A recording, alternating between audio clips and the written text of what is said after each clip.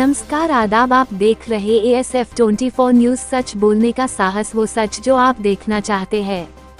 खबर है उत्तर प्रदेश की राजधानी लखनऊ से, जहां बुद्ध पूर्णिमा और मजदूर दिवस के अवसर पर लखनऊ में समाजवादी पार्टी के राष्ट्रीय अध्यक्ष अखिलेश यादव ने की प्रेस कॉन्फ्रेंस। इस दौरान उन्होंने भाजपा सरकार पर जमकर निशाना साधा और मीडिया के सवालों का जवाब देते हुए भाजपा पर हमला बोलते हुए अखिलेश यादव ने योगी सरकार पर हमला बोलते हुए कहा कि भाजपा गिरगिट की तरह रंग बदलती है। उन्होंने महिलाओं के लिए 33% आरक्षण के मुद्दे पर भाजपा को घेरा और आरोप लगाया कि वे डेटा इकट्ठा करने का नाटक कर रहे हैं, जबकि असल में आरक्षण नहीं देना चाहते हैं। उन्होंने गाजीपुर में सपा कार्यकर्ताओं के साथ कथित बदसलूकी और एक 17 वर्षीय लड़की की घटना को लेकर पुलिस की जांच पर सवाल उठाए और दोषियों को संरक्षण देने का आरोप लगाया है। भाजपा महिलाओं की सुरक्षा और कानून व्यवस्था की बात करती है। सपा प्रमुख ने दावा किया कि भाजपा सरकार में महिलाओं के खिलाफ अपराध बढ़ गए हैं। उन्होंने 2027 में सपा सरकार बनने पर किसानों को 24 घंटे के भीतर भुगतान सुनिश्चित करने और 15,000 करोड़ रुपए का कॉपस फंड बनाने का वादा किया है। उन्होंने भाजपा विधायक अनुपमा जायसवाल से अस्पताल में मुलाकात का जिक्र करते हुए कहा कि राजनीति अपनी जगह है, लेकिन मानवीय रिश्ते भी महत्वपूर्ण हैं और वे समाज में सद्भाव चाहते हैं। ये प्रेस कॉन्फ्रेंस आगामी यूपी विधानसभा के विशेष सत्र और 2027 के चुनावों के मद्देनजर भाजपा को घेरने की रणनीति का हिस्सा मानी जा रही है। अपने शहर की लेटेस्ट अपडेट पाने के लिए हमारे चैनल ASF 24 न्यूज को सब्सक्राइब करें।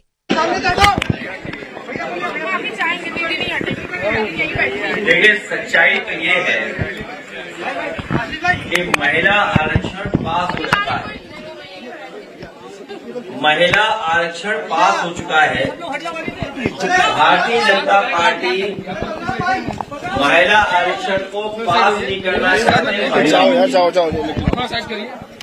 महिलाओं के लिए पास नहीं करना चाहते। महिला आरक्षण तो पास हो गया और इधर सभी दल एक हो गए डिलिमिटेशन की बात को लेकर के। तो भारतीय जनता पार्टी की साजिश, भारतीय जनता पार्टी का षड्यंत्र, भारतीय जनता पार्टी जो महिलाओं को धोखा देना चाहती थी, उसका पर्दाफाश हो गया। इसीलिए अपनी हार को छिपाने के लिए महिलाओं को केवल मुद्दा बना के रखना चाहते हैं। नारी बंधन को केवल नारा बनाना चाहते हैं।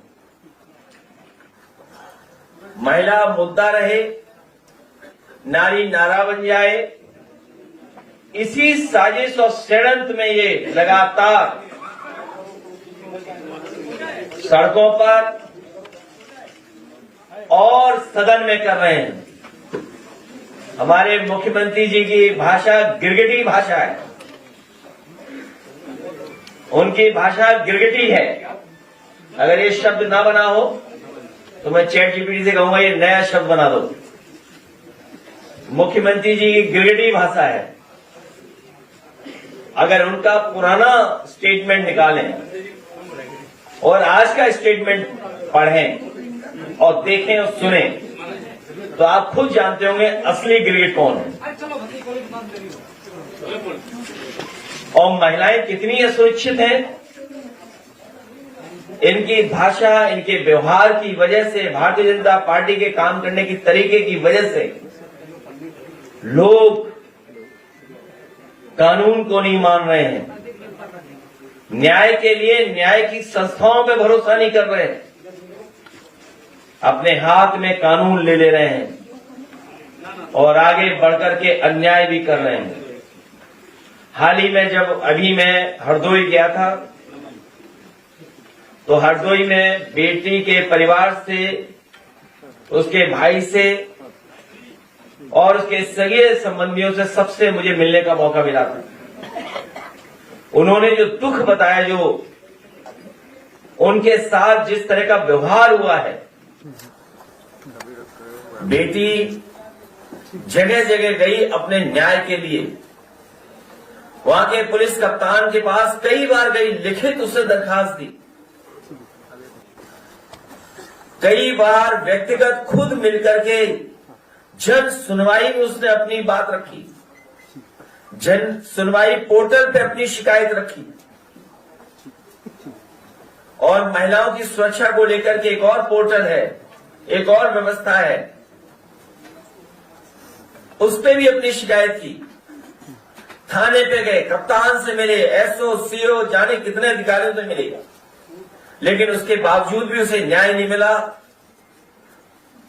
और वर्चस्ववादी लोगों ने, भारतीय जनता पार्टी के समर्थित लोगों ने उसकी हत्या कर दी। उस परिवार की मांग है कि उत्तर प्रदेश की सरकार की जांच में उन्हें न्याय नहीं मिलेगा, उसकी सीबीआई जांच हो, उनके परिवार की आर्थिक मदद हो।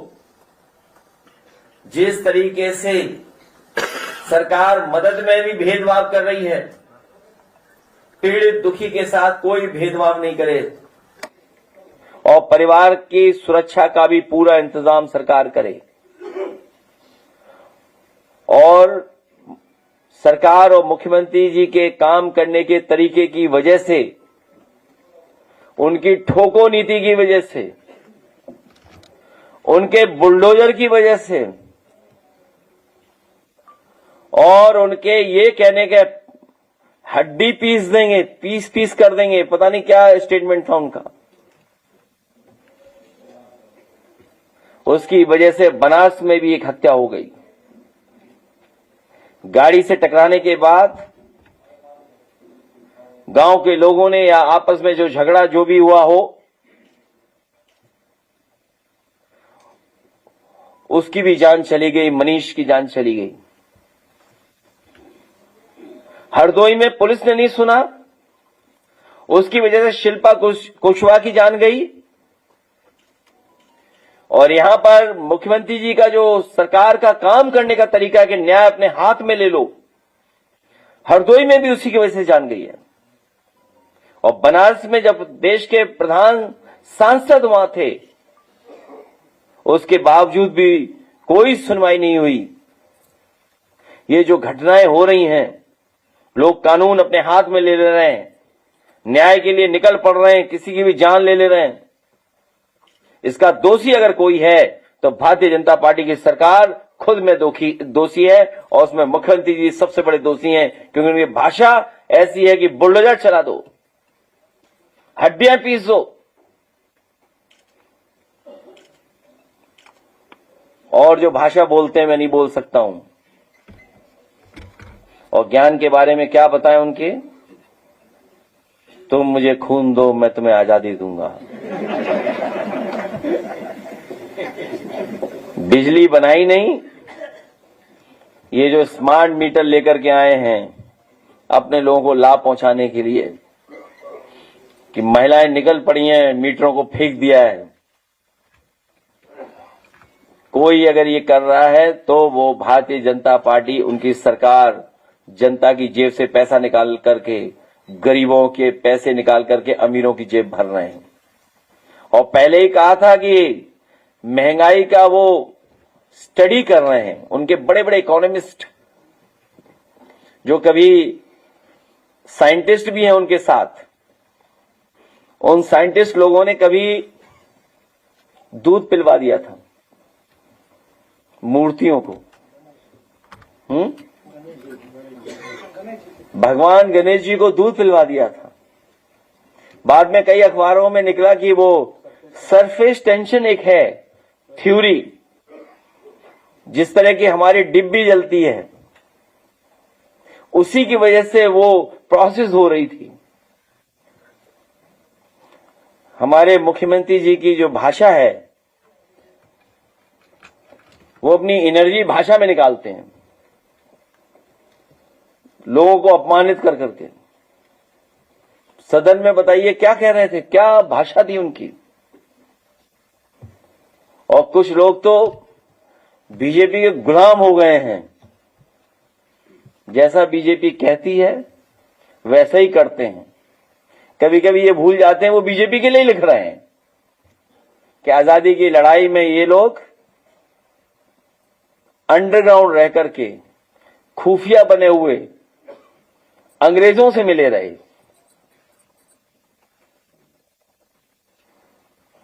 और फिर हरदोई में बीजेपी के लोग कह रहे थे कि हम लोगों ने कोई कारखाना नहीं लगाया। हम आपको बता दें,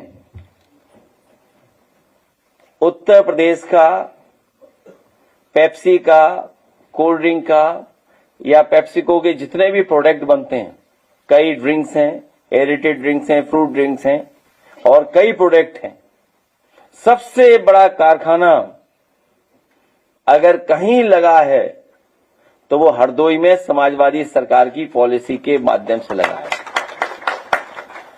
मुश्किल बस इतनी सी है कि उस कारखाने में छोटा फेंटा नहीं बनता, लेकिन छोटा मिरंडा बनता है वहां पर।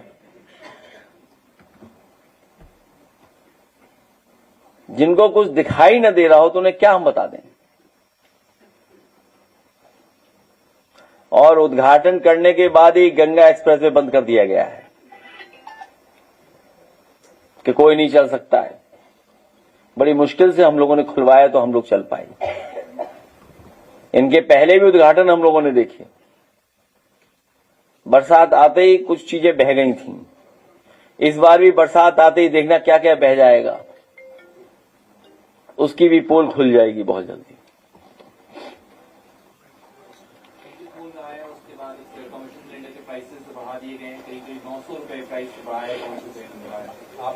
और सिलेंडर के बढ़ने से, गैस की कीमत बढ़ने से केवल सिलेंडर महंगा नहीं होता है, खाना पीना, रोटी, कारोबार और महंगाई बढ़ना शुरू हो जाती है। तो केवल सिलेंडर महंगा नहीं किया है, अब महंगाई बढ़ना शुरू हो गई है। और देखते जाइए किस किस चीज की कीमत बढ़ेगी। ये अपने लोगों का मुनाफा नहीं कम होने दे रहे हैं, भ्रष्टाचार नहीं कम हो रहा है। अभी देखिएगा उत्तर प्रदेश में सभी सड़क बनाने वाले ठेकेदार जो हिसाब किताब कुछ करके आए थे, कभी कभी हमारे पत्रकार साथियों ने यहां भी सवाल पूछे थे, वो खुद हाथ खड़ा कर देंगे कि अब सड़क कैसे बनाएं। बंगाल में स्ट्रांग रूम को सुरक्षित रखने के लिए देख रेख के लिए ममता बनर्जी खुद 4 घंटे रात में बैठना। यही तो मुश्किल है कि हम किस पे भरोसा करें। आपको याद होगा रिवॉल्वर से वोट रोका जा रहा था, रिवॉल्वर लगा करके वोट रोक दिया था। और मुझे तो लगता है कि उत्तर प्रदेश में जो भारतीय जनता पार्टी ने, इलेक्शन कमीशन ने मिलकर के प्रैक्टिस की थी, ट्रायल किया था, उसका पूरा ऑपरेशन उन्होंने वेस्ट बंगाल में कर दिया है और पूरा पैरेलल स्ट्रक्चर क्रिएट किया है। सेंट्रल फोर्सेस का पूरा का पूरा पैरेलल स्ट्रक्चर बनाया उन्होंने कि कैसे बंगाल में किया जाए। लेकिन उसके बावजूद भी दीदी वहां पर जीतने जा रही हैं। दीदी ऐतिहासिक वोटों से जीतेंगी। इलेक्शन कमीशन ऑफ इंडिया ने काउंटिंग के लिए स्पेशली अलग उसको डिजाइन किया है कि क्यूआर सिस्टम में अलाउ किया है और उन्होंने कहा जो भी काउंटिंग में जाएगा तो वो 3 पैरामीटर को क्रॉस करने के बाद। क्यूआर की बात कर रहे हो, स्मार्ट मीटर क्यों फेंके जा रहे हैं? टेक्नोलॉजी है ना वो भी। तो जब स्मार्ट मीटर फिट सकते हैं तो क्या पता क्यूआर में क्या कर रहे हो बीजेपी के लोग। बीजेपी की लाई हुई टेक्नोलॉजी पे भरोसा नहीं कर सकते हैं। एक बार मैंने पहले भी कहा था, आपसे याद कीजिए, अभी हमारे सैफई में एक ड्रोन उड़ा, हालांकि वो प्राइवेट कंपनी का है, मैं प्राइवेट कंपनी पर आरोप नहीं लगा रहा हूं, लेकिन बीजेपी की सरकार में हो क्या रहा है, उड़ते ही वो खेत में गिर गया, बताओ। और बाद में उन्हें जिस खेत का नुकसान हुआ, जब हम लोगों ने आवाज उठाई तो जितनी फसल का नुकसान हुआ उन्हें भुगतान करना पड़ा। लेबर डे है कि आज विश्व श्रमिक दिवस है और इस मौके पर जो नरेगा के मजदूर हैं उनकी मजदूरी सरकार काफी कम दे रही है, 250 रुपये। शहरों में 400 रुपये आमतौर पर मजदूरी मिलती है। लेबर वेजेस को लेकर के चिंता करनी चाहिए और लेबर के अधिकारों की बात होनी चाहिए। बड़े संघर्ष के बाद ये कानून और अधिकार बने थे और मिले थे मजदूरों को। भारतीय जनता पार्टी की सरकार ने उद्योगपतियों से मिलकर के कोविड के सहारे, कोविड के बहाने उद्योगपतियों के सहारे पर इन कानूनों को भी कमजोर किया है। और हाल ही में जो घटना हुई, हमें उम्मीद है आज जब पूरी दुनिया में, देश में लेबर डे मनाया जा रहा है, उसमें याद किया जा रहा है उनके संघर्ष को, उनके सुविधाएं कैसे और मिले, अर्थव्यवस्था में कैसे उनका योगदान हो, हमारी आपकी तरक्की में और उनका योगदान कैसे बढ़े। तो सरकार को सभी लगे हुए मुकदमे वापस ले लेने चाहिए जो नोएडा में बड़े पैमाने पर उनके साथ भेदभाव हो रहा था। दिल्ली का, वहां के मजदूरों का वेतन और हरियाणा का जो वेजेस थे वो अलग थे। तो कम से कम नोएडा के मजदूरों के सभी मुकदमे वापस होने चाहिए। आज के दिन सरकार से हमारी मांग है। नोएडा में उनको पनिश किया जाता है, दोहरा चरित्र। मैंने यही कहा, यही तो गिरगिट फार्मूला है। यात्रा में अचानक से 10,000 रुपये बढ़ा दिए गए। उत्तर प्रदेश के 17 करोड़ रुपए हज यात्रियों से अलग से लिए जा रहे हैं। अध्यक्ष जी, जिस तरह से वेस्ट बंगाल धार्मिक यात्राओं में समाजवादी सरकार में बड़े पैमाने पर सुविधाएं मिली थी। श्रवण यात्रा के सहारे उन यात्राओं में फ्री बुजुर्गों को हम लोग यात्रा कराते थे। सभी धर्मों के आयोजनों में सरकार को सहयोग करना चाहिए। यही हमारे देश की खूबसूरती है, यही हमारे देश की हिंदुस्तानियत है। अध्यक्ष जी, जिस तरीके से वेस्ट बंगाल में अध्यक्ष जी, जिस तरीके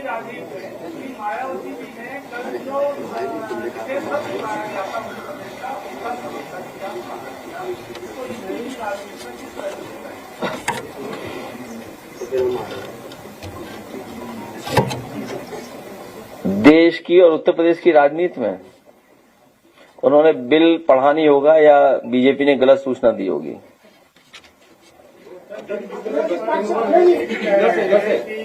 जो काम का दाम नहीं देगा उसका काम तमाम होगा, लेकिन इस जो बयान है इसको किस नजर, क्या उनको भी पता है कि श्रमिकों को काम का दाम नहीं मिलेगा?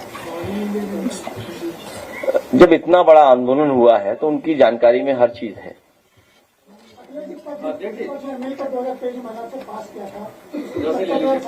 लेकिन जो पार्टी जोड़ता है जय श्री राम का नारा होती है, जय श्री राम को साथ नहीं हो सकती, उससे मान सकते काम हो सकता है। भाजपा की हर साजिश हारेगी, भाजपा का हर षड्यंत्र हारेगा।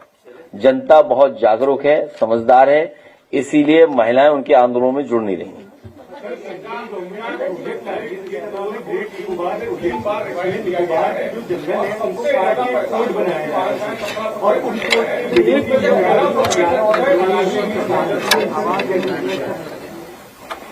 ये बहुत महत्वपूर्ण सवाल एनवायरमेंट को लेकर के आपने उठाया है।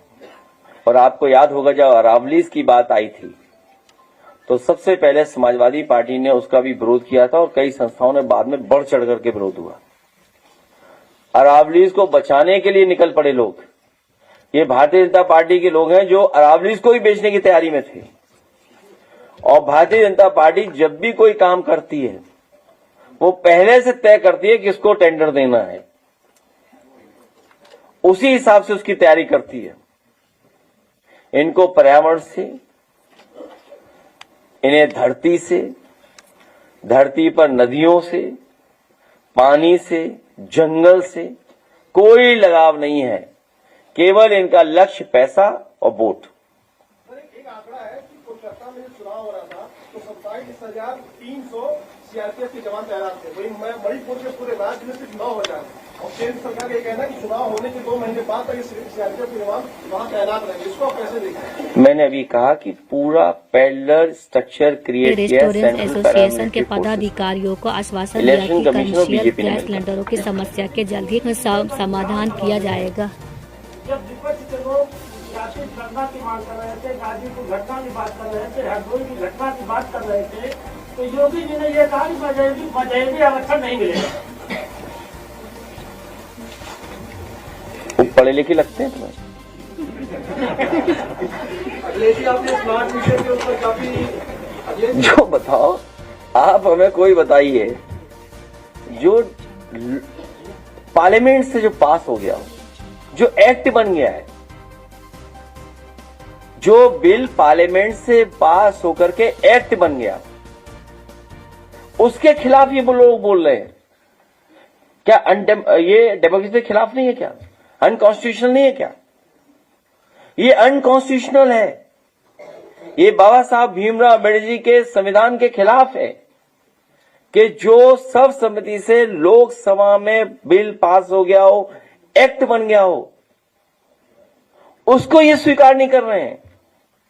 और जब बीजेपी को लगा कि वो हार जाएंगे तो उन्होंने रात में ही नोटिफाई किया कि नहीं किया? सारे पे सुनने में आया कि झोपड़ियां जला रहे थे, जमीन खाली करा रहे थे। अब ये बड़ी बड़ी बिल्डिंगों में भी आग लग रही है। और ये सच है कि कुछ उद्योगपति, कुछ बिल्डर्स के इशारे पर एफआईआर लगातार बढ़ता चला जा रहा है। लखनऊ में सोचिए एफआईआर कितना हो गया है, लेकिन उसके लिए क्या इंफ्रास्ट्रक्चर है?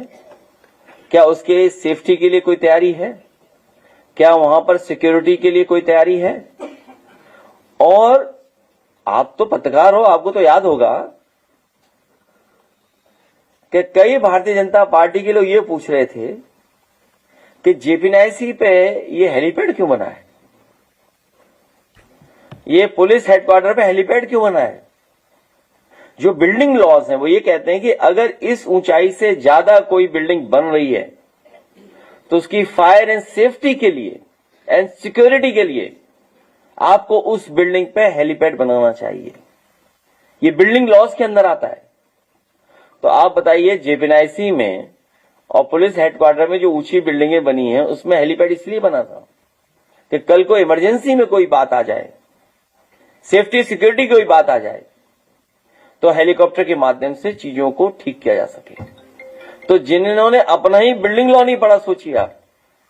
और ये ठीक कह रहे हैं कि उसमें भी कोई ना कोई दलाली हुई होगी, फायर ब्रिगेड जो मंगाई गई होंगी,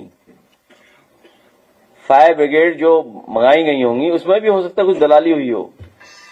जैसे इन्होंने जो टैबलेट दिए हैं, आप उंगली घिसते रहिए वो हटता ही नहीं है। इसका मतलब क्या हुआ? इसका मतलब क्या हुआ?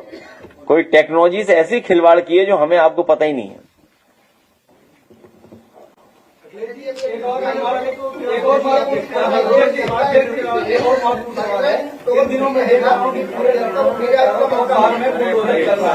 पहले तो ये बनाते वक्त कुछ बोलती नहीं है, बाद में जाकर वहाँ बुलडोजर लेके चारों तरफ गिरा रही है। ये क्या है, इस पर आप क्या कहेंगे? एलडीए की पॉलिसी साफ है, इलीगल करो तब भी जेब भरेंगे, जब इलीगल तोड़ेंगे तब भी जेब भरेंगे। उनकी पॉलिसी बहुत क्लियर है भारतीय जनता पार्टी की। पहले आपको इलीगल काम करने देंगे अपनी जेब भर करके, और फिर इलीगल काम जब हो जाएगा तोड़ने के लिए फिर जेब भर लेंगे। ये कौन सी नई बात है? ये तो बीजेपी की पॉलिसी बहुत पुरानी है। बीजेपी के संसदीय विधायक है गणेश चौहान, जो कह रहे हैं कि राहुल गांधी और अखिलेश यादव जहां भी साथ जाते हैं वहां पर सब डुबो देते हैं। हम दोनों मिला के इन्हें डुबोते हैं इस बार। कौन सी विधानसभा है बताना, कौन सी है? हम दोनों मिलकर इस बार डुबा देंगे उन्हें, बता देना। और पीडीए की हवा चली तो जमानत जब्त होगी उनकी। ममता बनर्जी जी रात भर जाग रही हैं, तो क्या आप भी ऐसी सिचुएशन के लिए तैयार है और रात भर आप जाग सकते हैं? सच्चाई तो यह है कि दीदी ने दिनों को जीता है और इसीलिए इतना समर्थन उनके साथ है। मैं अपने जेनजी फ्रेंड को भी ले जाऊंगा।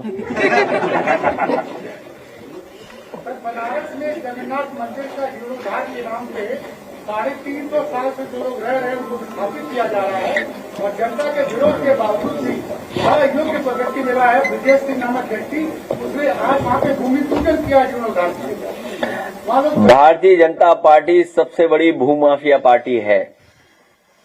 लखनऊ की रजिस्ट्रियां निकलवा लीजिए आप, इलाहाबाद की निकलवा लीजिए, प्रयागराज की, अयोध्या की रजिस्ट्रियां निकलवा लीजिए, मेरठ की रजिस्ट्रियां निकलवा लीजिए, कानपुर की रजिस्ट्री निकलवा लीजिए, वहां तो हत्या भी हुई है जमीन को लेकर के। सबसे बड़ी भूमाफिया भारतीय जनता पार्टी है। अखिलेश जी, मीटर का जो सीरीज निकल रहा है उत्तर प्रदेश के अलग-अलग जिलों में, तो उसके लिए क्या मांग रखेंगे आप सरकार से? समाजवादी सरकार बनवाओ। सिलेंडर भी महंगा हो गया।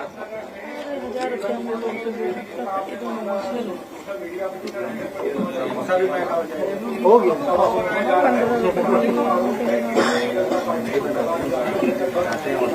कढ़ैया है, पलेटी है।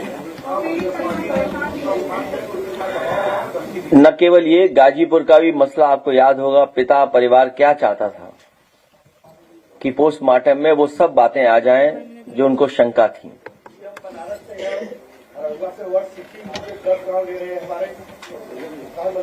यहाँ आ जाओ, यहाँ आ जाओ, लाओ अपना ज्ञापन दो में। और कौन आया बनारस का? आइए जल्दी आओ, 2-3 लोग हैं बस। जब समाजवादी सरकार आएगी। पवन खेड़ा को एंटीसिपेटरी फेज दे दी है, इस तरह से उसके ऊपर जैसे बयान के बाद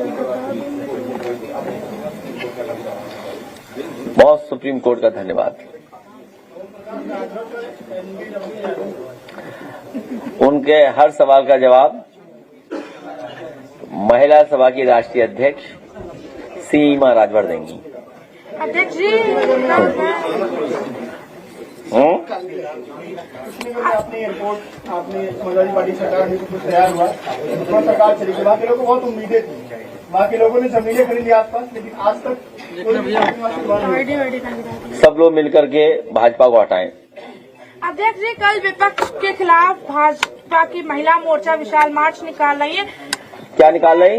मशाल मार्च निकाल। कहाँ पर? लखनऊ में। आग लगाने वाले बड़े सावधानी से निकाले, न खुद जल जाए उसमें। 10 गांव। तो आप लोग क्या चाहते हैं? जानबूझ के निकालें? क्या बना रहे हैं यहाँ पे? World city. World city.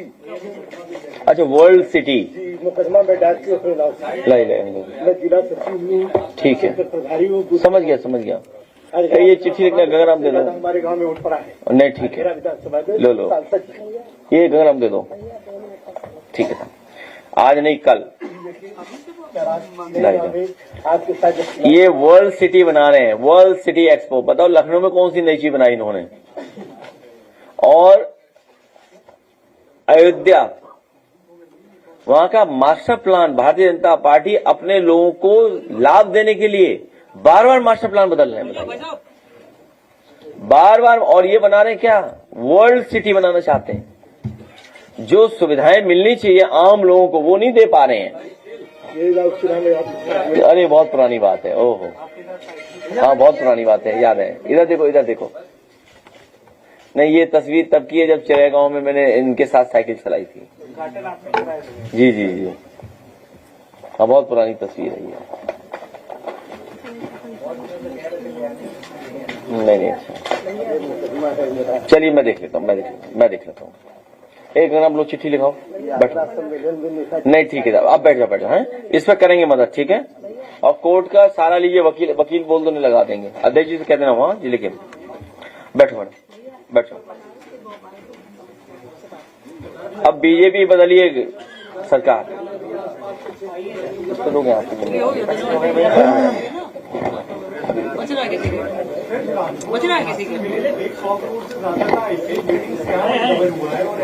सब बीजेपी वाले होंगे इसमें। नहीं, सब बीजेपी वाले होंगे। जितना भी करप्शन का काम, इलीगल काम और इस तरह के जो धंधे चला रहे, सब बीजेपी वाले चला रहे। तो कब बीजेपी को हटाओगे? हटाइए बीजेपी को। राज इंदिरा गांधी प्रतिष्ठान में आयोजन हुआ है श्रमिक गौरव समारोह का, जहां पर योगी आदित्यनाथ जी ने कहा है कि 2014 से पहले 1 मई को श्रमिक दिवस तो मनाया जाता था, लेकिन उसके पहले श्रमिकों के लिए कुछ नहीं किया गया। तुम मुझे खून दो, तुम्हें आजादी दूंगा। रेस्टोरेंट एसोसिएशन के पदाधिकारियों को आश्वासन दिया कि कमर्शियल गैस सिलेंडरों की समस्या के जल्द समाधान किया जाएगा। कि इस समय मुख्यमंत्री जी अपने दिन गिन रहे हैं, जाने के दिन गिन रहे हैं। क्योंकि उनके भाषण अगर आज हम निकालें पूरे 9 साल के, तो वही बातें निकल रही हैं कि 2014 से पहले ये था, 2017 से पहले ये था। आप लोग यहाँ बैठे हो, बताओ लखनऊ की मेट्रो कितने इंच मूव कर गई है? यहाँ पर दूर दूर से उत्तर प्रदेश के लोग आए होंगे, गाजीपुर का भी होंगे। पकनपुरा के आगे अगर 1 इंच भी एक्सप्रेस वे बढ़ाओ तो बता दो आप। कहीं गरीब को इलाज नहीं मिल रहा है।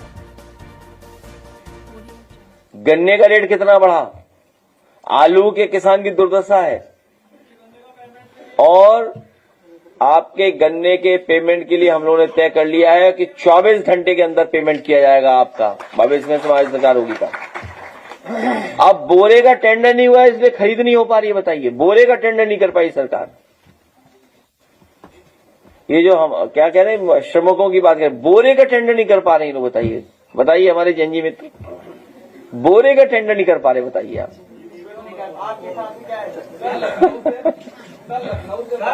और एक सड़क चौड़ीकरण का मामला आया था, सर्वे आया 70,000 पुराने पेड़ काटे जाएंगे और अभी तक दुनिया आगे कितनी चली गई, पुराने पेड़ को अलग एडजस्ट करने का भी कोई उपाय नहीं समझ में आ रहा है सरकार। तो ये जो मजदूरों की बात है, सबसे ज्यादा मजदूरों को सुविधा देने का काम समाजवादी सरकार में हुआ था और उन्हें 20 रुपए का भी पौष्टिक आहार खाना देने की उनके लिए लेबर सेस से, वो भी समाजवादी पार्टी की योजना थी जिन्होंने नाम बदल दिया। लाखों लाख साइकिल बांटी थी हम लोगों ने मजदूरों को, लाखों लाख। उनके बच्चे परिवार के बेटियों की शादी के लिए पैसा दिया गया था, उनके इलाज की सुविधा दी गई थी।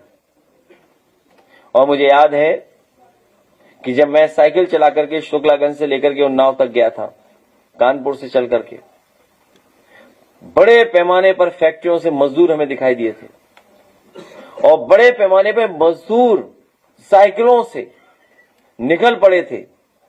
और उसी समय मैंने तय किया था कि समाजवादी सरकार बनेगी तो इन लोगों के लिए, मजदूरों के लिए जो कारखाने पर आते हैं साइकिल चला करके, इन्हें साइकिल का सुरक्षित मार्ग देंगे। और शुक्लागंज से लेकर के उन्नाव तक हजारों की संख्या में जो मजदूर आते थे उन्हें सुरक्षित मार्ग दिया था साइकिल हाईवे के नाम पर। उसको बर्बाद कर दिया है इस सरकार ने। कितनी योजनाएं गिनाएं। भविष्य में मजदूरों को कानूनी सुरक्षा और उनके स्वास्थ्य को लेकर के और उनकी वेजेस को लेकर के हम लोग महत्वपूर्ण कदम उठाएंगे, क्योंकि बिना उनके अर्थव्यवस्था आगे नहीं बढ़ेगी। उनका शोषण कर करके अर्थव्यवस्था नहीं बढ़ सकती है। भारतीय जनता पार्टी के लोग उद्योगपतियों के खेल में उलझे हुए हैं, इसीलिए मजदूरों के हक और सम्मान छीन रहे लोग।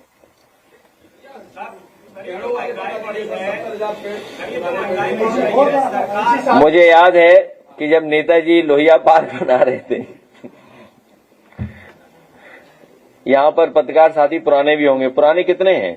ये सब नए हैं, ये सब नए हैं। हाँ, एक पुराना, 1 2 3 और कोई, हाँ अमृतजाला वाले होंगे, पुराने होंगे। मैं बेसिक बात बता रहा हूं आपको।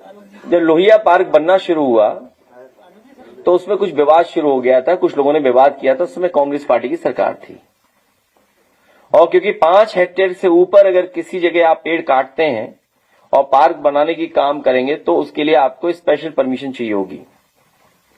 तो वो लोहिया पार्क का काम उलझ गया था शिलान्यास के बाद। उस समय नेताजी ने पहली बार उत्तर प्रदेश में फैसला लिया था कि कोई भी पेड़ काटा नहीं जाएगा। उसके लिए एक दिल्ली से बहुत बड़े जानकार जिनका नाम था प्रवीण, उन्हें बुलाया गया था और उन्होंने एक भी पेड़ कटने नहीं दिया था। पूरे के पूरे ट्रीज को ट्रांसलोकेट किया गया था, लोकेशन बदल दी गई थी, जिसमें बबूल थे, यूकेलिप्टस थे और तमाम पेड़ थे। लोहिया पार्क बनने पर एक भी पेड़ नहीं काटा गया था, सब के सब पेड़ बचाए गए थे।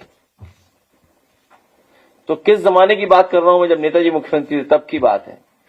और वहां जो पेड़ लगे हैं पारिजात के, या अन्य पूजनीय पेड़, धार्मिक पौराणिक जिनका महत्व है, आज भी लोग हाथ जोड़ते हैं और पूजा करते हैं वहां जाकर करके। सबसे ज्यादा है पारिजात के पेड़ों को अगर किसी ने बढ़ाया तो समाजवादी सरकार में उनका योगदान इनका भी है। क्या नाम है? सुरेश यादव जी का। सबसे पहले पारिजात का पेड़ नेताजी से लगवाया था और सबसे ज्यादा ग्रीन कवर बढ़ा। ये तो पेड़ों के बारे में जानते ही नहीं मुख्यमंत्री कुछ। अच्छा, एक पेड़ का नाम बता दें हमें, वो बताएंगे बबूल, बेर, वनस्पति।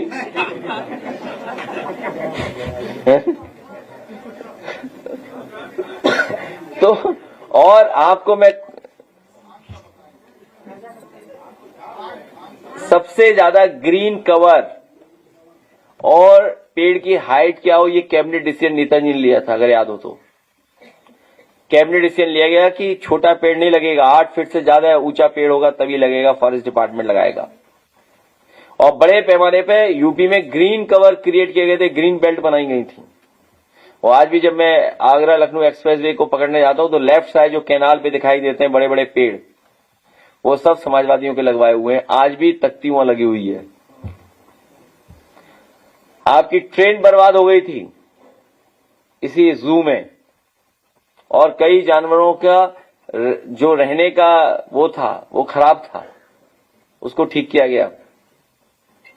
सारस के लिए सारस फ्रेंड्स बनाए गए, सारस मित्र। और पहली बार उत्तर प्रदेश सरकार ब्रिटिश बर्ड फेस्टिवल में पहुंची थी, स्पॉन्सर किया था British bird festival. Yogi ji तो जानते नहीं होंगे ये बर्ड क्या होता है, और बर्ड का फेस्टिवल, वो भी बर्ड का फेस्टिवल, उसकी भी बुराई निकाल लेंगे। बोले हम चील का करेंगे, चील वाली।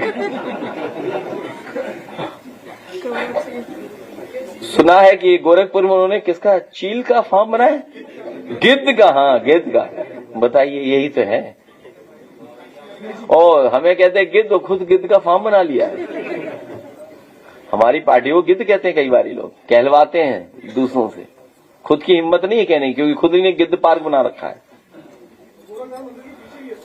और लखनऊ में सबसे बढ़िया क्वालिटी प्लांटेशन अगर किसी ने की, समाजवादियों ने की। और आज फिर दोहराता हूं वो बात मैं आपको। अभी एक हमारे मित्र गए थे अहमदाबाद के रिवर फ्रंट के पास, रिवर फ्रंट घूम रहे थे सुबह। उन्होंने इतना बुरा भला सुनाया है अहमदाबाद के रिवर फ्रंट के बारे में, आप सोच ही नहीं सकते। आज भी देश का सबसे अच्छा रिवर फ्रंट समाजवादियों का देन है, वो भी लखनऊ में गोमती रिवर फ्रंट। मगर टिकट लगने लगा है वहाँ पे, तो मत जाओ, किसी त्योहार पे जाना जिधर फ्री हो। और जाने से फायदा भी क्या है, पानी बदबू मार रहा है। तो क्वालिटी प्लांटेशन अगर कहीं हुई है, सबसे अच्छी समाजवादियों की सरकार में हुई है। महंगे महंगे पेड़ लगे हैं, मैग्नोलिया लगा है, टोबोबिया लगा है, लाइजोस्टोनिया लगा है, बहुत सारे लगे हैं।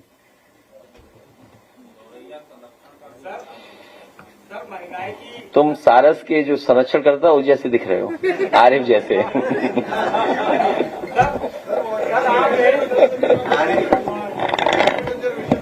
अब क्या बोले, कुछ मत बोलो, सरकार हटाओ।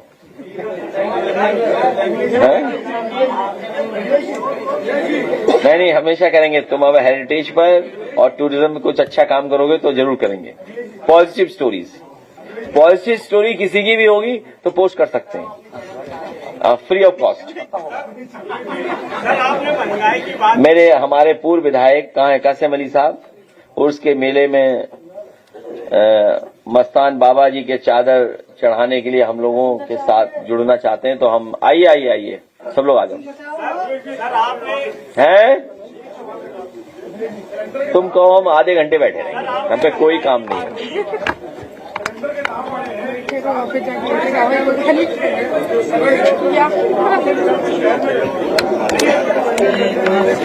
मैं आपसे कह रहा हूँ, केवल सिलेंडर महंगा नहीं हुआ है, खाना पीना महंगा हो गया।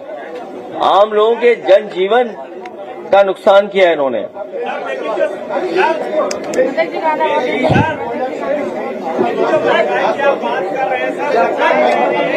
क्या बता रहे हो?